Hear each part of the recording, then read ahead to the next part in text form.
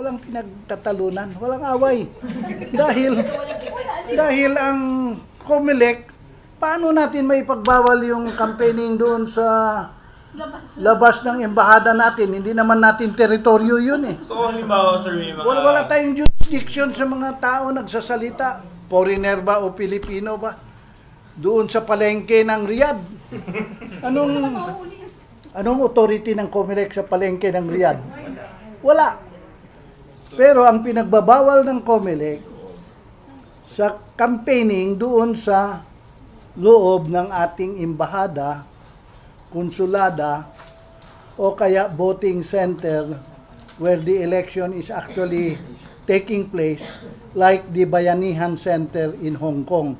Yung Bayanihan Center, hindi yun embahada, hindi yung konsulada. Voting center lang yun na ginagamit ng COMELEC. So, ang sinasabi ng Supreme Court,